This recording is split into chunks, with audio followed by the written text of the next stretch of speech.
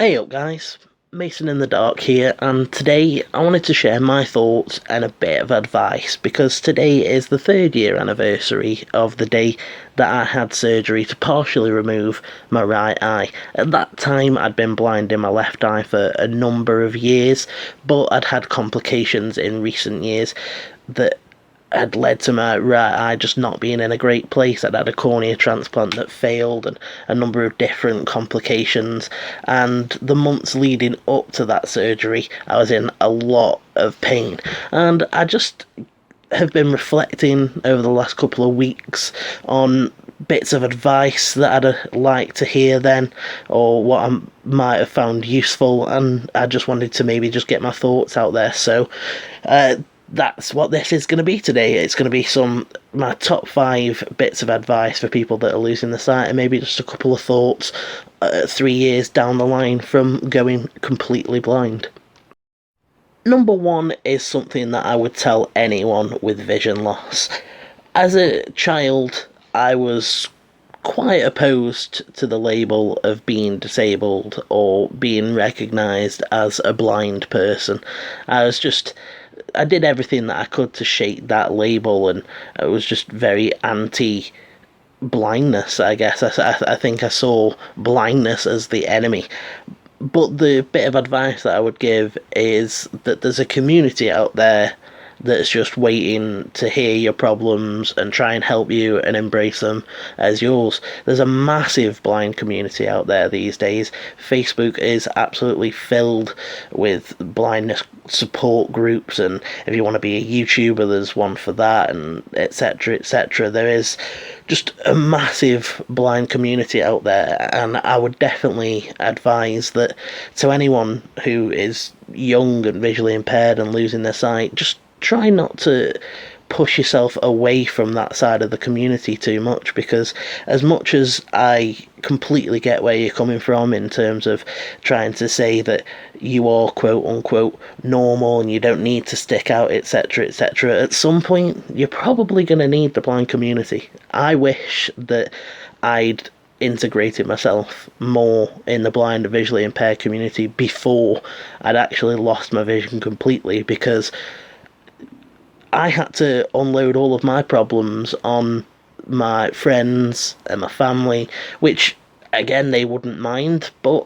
I also didn't really have anyone that completely understood what I was going through, that could give me advice and maybe give me some comfort in terms of the problems and the fears that I had concerning blindness.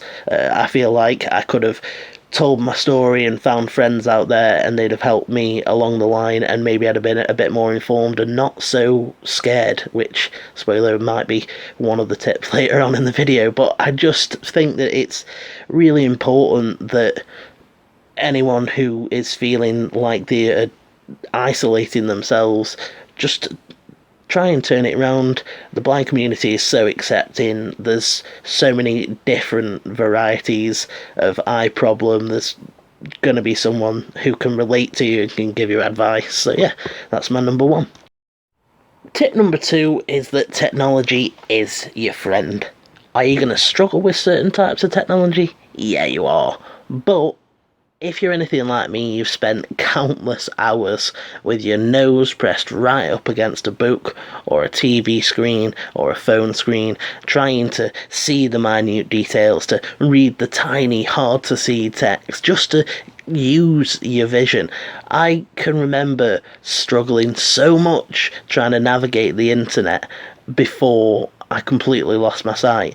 I hated using my phone. The zoom and pinch thing never seemed to work for me, and I never liked how magnification worked and the interface with it, and I just always found it really awkward, and I'd be straining my eyes and my neck to try and read this part and that part, and I just wish that I'd learned to use my talkback earlier on, because I would have been completely used to it by the time I had no vision left, instead of having a bit of a learning curve after my surgery, because it was just ridiculous when I think back to it, how much I used to strain and give myself a headache, and it was all just so that I was using the vision that I had left rather than, trying to maintain it or look after it, and maybe not straining my eyes to the max at every possible moment. If I'd have just accepted that there is accessibility features and help out there that I could have used, like talkback, like voiceover, or maybe if I'd actually trained in using programs like JAWS, etc., I might have actually been a bit more capable with that sort of technology now, as opposed to constantly struggling trying to learn this new thing and that new thing. Yes, I've got used to using talkback on an Android, but if I was ever to use an iPhone, I've got to get completely used to that. I've just started using a Chromebook, and now I'm trying to learn all the Chromebox commands, etc., etc. But if I'd have just accepted all of that first, then I might have actually been a whiz at it by now. So just try and make life easier for yourself. Use the tools that you've got at your disposal. Learn how to use the adaptive technology and the accessibility features, because when you actually lose your vision, when it gets to that point, if that happens, then you'll at least be technically savvy and you won't feel like you've been thrown into this new world. Tip 3 sort of ties in with tip 1, and it's that total blindness doesn't mean total blackness. Now, if I'd have actually been a part of the blind community before having my surgery, I'd have realised that there are many, many different ways that people experience total blindness, just as there is with people who are visually impaired. My biggest fear as a teenager and as a child, knowing that I was probably going to go blind at some point, was that it would be completely black, that it would just feel like nothing was there. And it just hasn't been that way for me and for lots of people that I've spoken to. Even though I've got no visual stimuli coming in whatsoever, there's no sensory anything, I'm still getting colours and shifting patterns of different mental images, basically, that I usually call lights, but I need a better name for, because people tend to think that I'm still experiencing some sort of light input, but I'm not. It's just all completely mental. But sometimes it's like living inside a lava lamp or a kaleidoscope, where there's just shifting patterns and visuals that join together and morph and grow and shrink and change shape and colour. And it was definitely one of the things that made the transition into being a totally blind person much easier for me. Was once I'd got over the post-op pain and these colours started coming in, I was like, wow, it's not total blackness. Like, if I could just go back and tell teenage me, don't worry, that fear that you've got is just such a simple thing to fix. It's not going to be total blackness. I think I would have saved myself hours and hours of anxiety worrying about it, because it really was one of the things that I was most afraid about being blind. So if that's one of your fears as well, hopefully, if you haven't realised yet, then this video will help you with that. Tip 4 is to find something that you're passionate about and to throw yourself headfirst into it, because going blind doesn't mean you have to give up the things that you love. I think a lot of people who are losing the vision, something I was definitely guilty of thinking, is that when I go completely blind, I'm going to have to give up this passion. I'm a performer, what if I fall off the stage? Or I like doing martial arts classes, what if I can't do that anymore? I like reading actual books. Just all these sort of things, you are afraid that you're going to have to let go of them. And that's why I'm saying find something that you are passionate about, throw yourself head first into it. And this sort of links back up with the first bit of advice, is that once people have seen that you are passionate for that subject, other people who are passionate for that subject will form a community with you. They will bring you into their circle of friends, because they'll see and they'll be like, that is so cool that he is completely blind and he's still coming to these martial arts classes. I'll help that guy out. There's so many different nice people out there. As much as we've all experienced the horrible idiots of the world, there are a lot of helpful, nice people out there. And once you've thrown yourself headfirst into something, and become part of that community, they will help you out. That community for me has been the blind, visually impaired community and the wrestling community over the last couple of years since losing my sight. If I can't, get in touch with one of my friends because they're busy, or I've got to spend some time alone because my girlfriend needs to go do something else, or just any time that I'm feeling alone or I need some entertainment, there's the wrestling community there to help me through and give me advice. And that's one of the reasons why I started this channel, is because I was passionate about wrestling. I was passionate about creating, because I always have been. I was a vocalist when I was younger. I wouldn't do that now because I don't feel like I'm that great of a singer. I wish I could go back and tell teenage me, hey, you ain't as great as you think you are. But yeah, once you've become a part of that community, they will help you, and it will help you through the harder times, because you'll have people to lean on and something to still be passionate about. Tip number 5 is the one that I can't express enough. It's that you don't need to be afraid. I was completely afraid of being completely blind. It was probably what I would place as my biggest fear as a child and as a teenager, growing up knowing that it was going to happen at some point, and just being scared of it happening. And I just wish that I hadn't been, because I feel like it caused so much more stress than it needed to. I feel completely the same as I did before.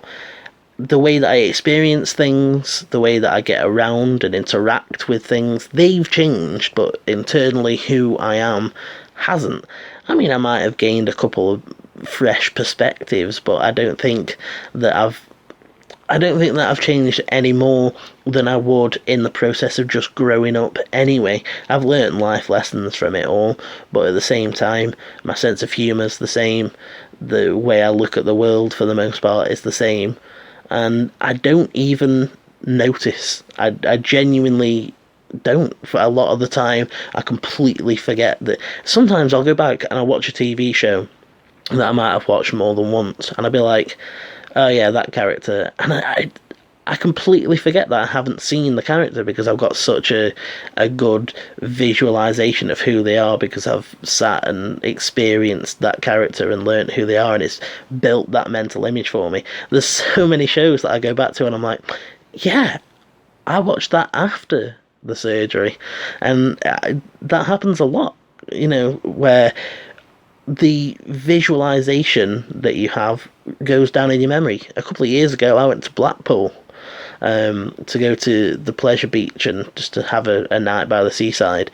And I genuinely, when I look back on it, sometimes I have to remind myself that that I was blind at that time, because I just have this clear visualization of what the holiday was like, what it looked like, and that's all just because I was visualizing it as I walk around. And like I said, things aren't necessarily as bad as you think that they might be.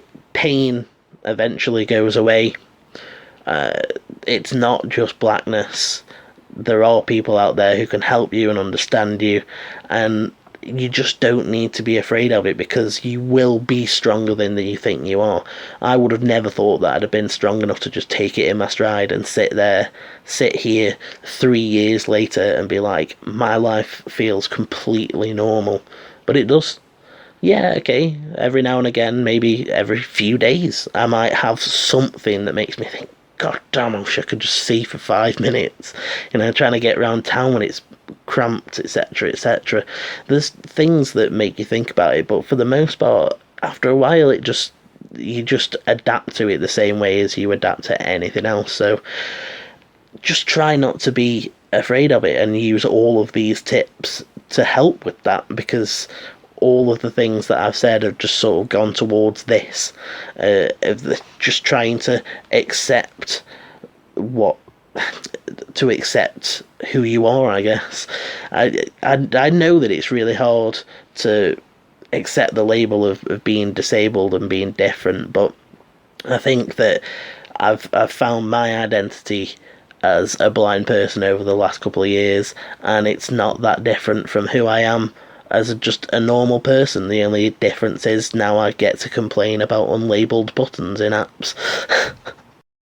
It's unbelievable how fast 3 years has gone, but at the same time, it's really weird how short of a time it's taken for me to adapt and get used to just being completely blind. And I just live with hope. I just choose to live with hope. Because I lived 23 years of my life believing, knowing, or being at least 90% certain that at some point I was going to lose my vision completely. And I just choose to live with that, with an equal measure of certainty and hope that I'll one day get it back. Because there's so many reasons to think that. Just the other day, I read an article in The Guardian that was about 6 people who've had the sight restored by a chip that gets implanted directly into the brain, bypassing all the ocular nerve and all the eye stuff, just gets put directly into the brain and receives images sent to it from a camera on the person's glasses. It's not HD, it's not the best, but this guy was saying that he had no vision and then he could tell the difference between the grass and the pavement. And I tell you now, I would love to have that level of sight back. Just, that is amazing to me. And I think that if we're living in a world where it could be 10, 15, 20 years before they cure blindness, I think that that's amazing. It's such a short amount of time. Video games, everyone loves immersive video games. VR's this train that just keeps gathering momentum. It's not slowing down, and at some point someone's going to be like, you know what, I don't want a games console anymore, just put it directly into my head and I'll see it in the real world around me, or something like that. If medical science doesn't get there first, then video games will. There's so many things out there that could intentionally or accidentally cure blindness at some point, and I just don't even think that it's that far down the line. 10 years ago, if I'd have told you that 6 people had had brain chips put in that gets stuff from a camera on their glasses and helps them actually see, and it doesn't have to be included with the ocular nerve or any of the internal working of the eye or anything like that, I'd have told you, yeah, okay, that'll be possible at some point, but it's not now. And that's just amazing to me. You don't know where technology is going to be in 5 years, in 10 years, in 15 or 20 years. It could just be a completely different landscape, and that just, to me, helps me live with hope. I hope you've enjoyed this episode, and if you're going through vision loss, then I hope that this video can give you some level of comfort, or you can find some wisdom in what I had to say. Drop a like and a subscribe if you feel that way inclined. I'm on Twitter at Mason_WITD, and in the comment section, if you want to suggest any other videos that I could do regarding blindness, feel free, and I'll get back to you on that. For now, I'm off, and you should have a good one.